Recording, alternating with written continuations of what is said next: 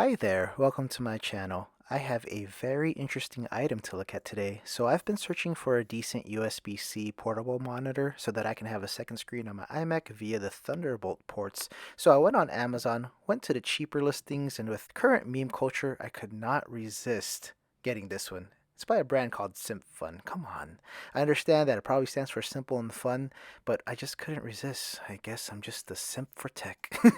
Anyway, for those in need of a last minute Christmas gift, this might help you out. I actually got this yesterday and it had 1 day shipping or 1 day delivery, and I got this today. So price wise, it was on sale for $110 at the time, but it normally cost $129.99, and I think that's what it cost today. So keep an eye out for that because the price does fluctuate a lot for this sort of item, not just from this brand, from all of those Chinese brands that sell these things on Amazon.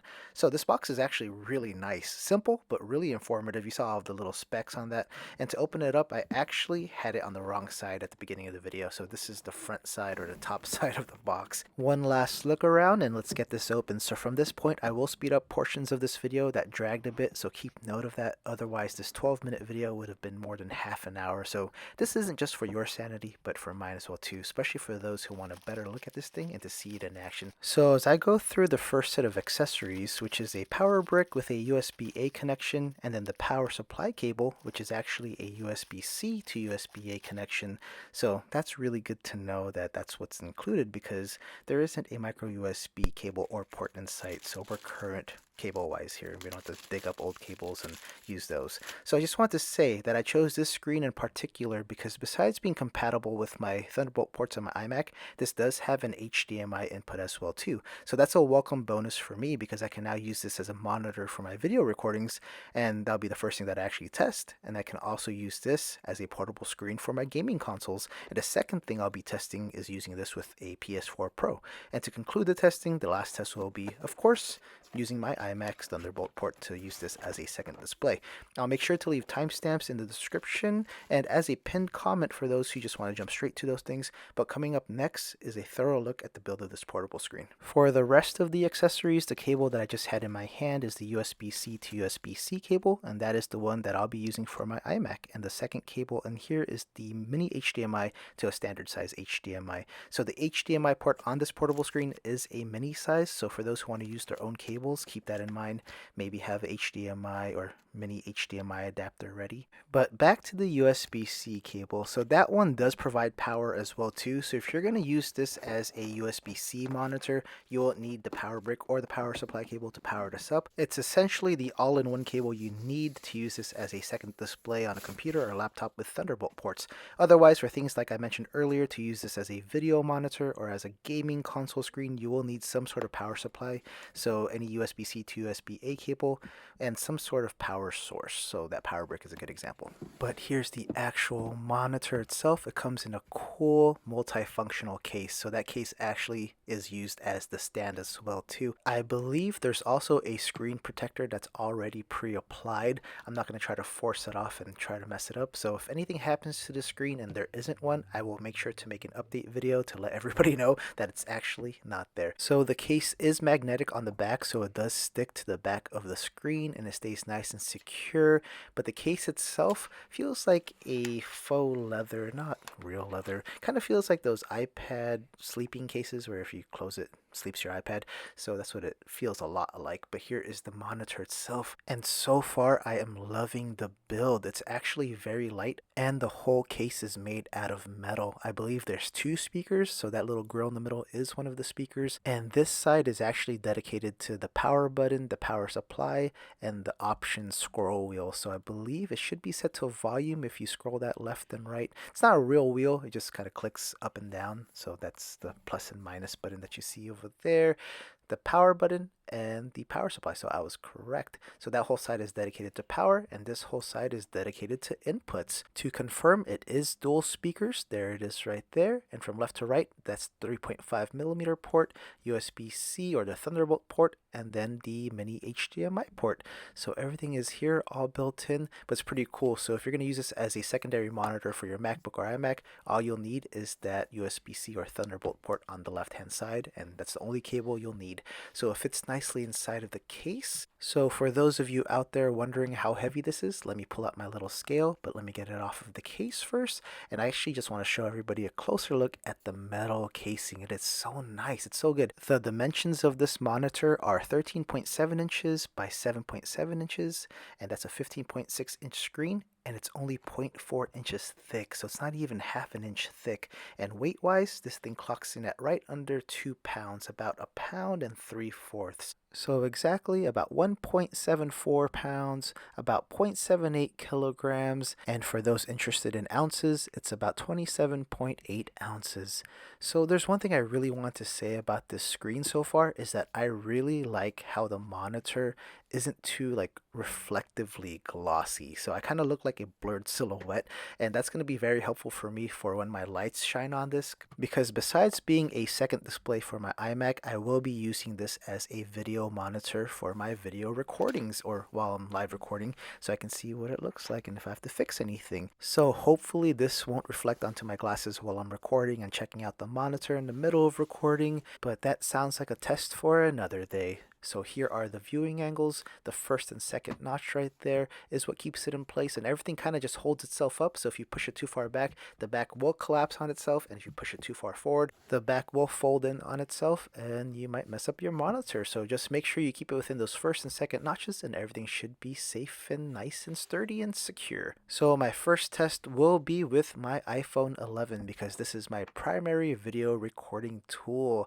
So let's see if I can use this as a video monitor. So let's get the power supply plugged in, because my phone doesn't have an extra USB port to power it up. Otherwise, if it was something like my PlayStation or even a Nintendo Switch dock and it had an extra USB port, it probably could power it up, but I'm gonna need to use a power source. So I'm not near a wall outlet, but to test if this portable display really is portable, let's use a power bank to see the true portability of this whole entire thing. So you can actually have a whole portable setup wherever you go. If you want to go on a park bench somewhere and have 2 screens while you're working on your laptop, or back in the good old days of 2019 when coffee shops and libraries were open and you weren't near a wall outlet, you could use a power bank to have a whole portable setup and look like a weirdo with like 2 screens, a laptop, whatever you're doing, and just look like the professional you are. So if I want to use my iPhone 11 and extend my display to the portable monitor, I'm going to have to use this little adapter that Apple overprices and overcharges for. And I'm a sucker because I actually bought one, but I actually do need it for what I do.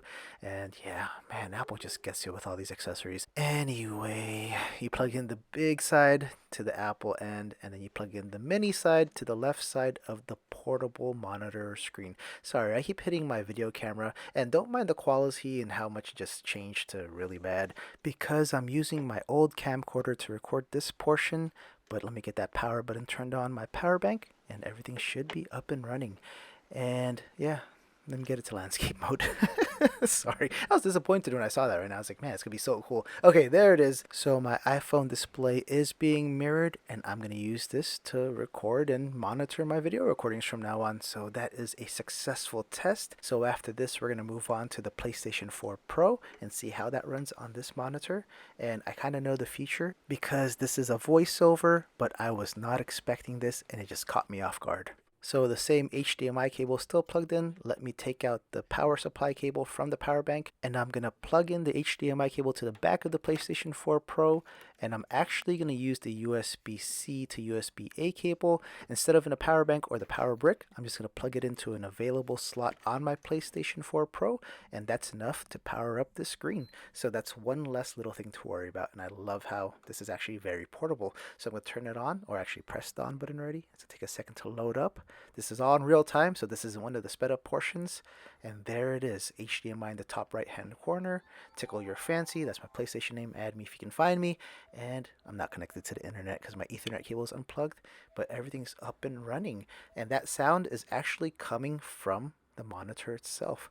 and when I use the volume wheel or the little rocker right there, it actually adjusts the brightness. So that's a little weird. I was hoping it would be for volume, but I'm pretty sure if you just press that button in and go to the menus, you can adjust the volume from there. So maybe there's a way to change that, but I'll probably go more in depth or more thoroughly in another video, only if people are interested. So there's a better look that it's adjusting the brightness. It's all the way to 100%, and this screen actually looks very good.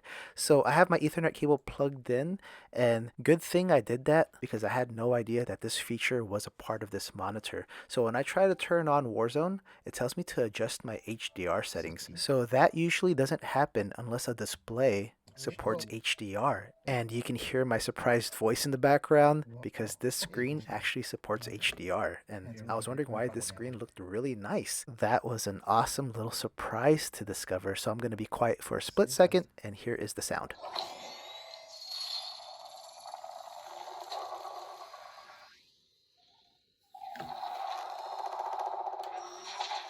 The game was taking forever to load up, so that's probably the only sound test I'm going to do. And that's something that I wasn't even planning on doing because I kind of didn't know this had built-in speakers. So that was another unexpected bonus for me. I probably should have read the description a little bit better on Amazon, but all pleasant surprises. So I'm getting the USB-C to USB-C cable unwound, and I'm going to plug it into the back of my iMac. I really hate how all of the plugs are on the back of the iMac. That is the most inconvenient thing ever. The other USB-C end goes on the left side port, and that's all you need. So you don't need the power supply side. Everything goes on the left-hand USB-C side, and that's all you need to power it up to get the display going.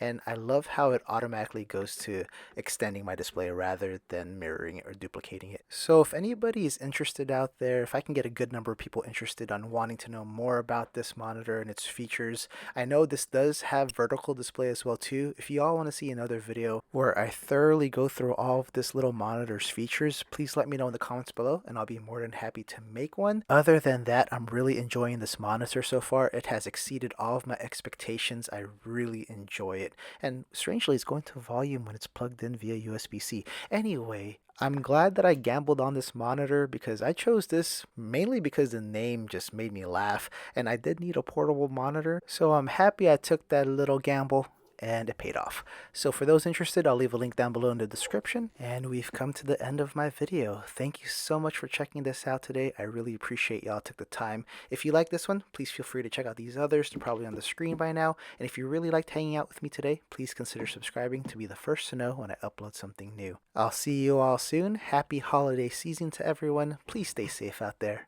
Bye.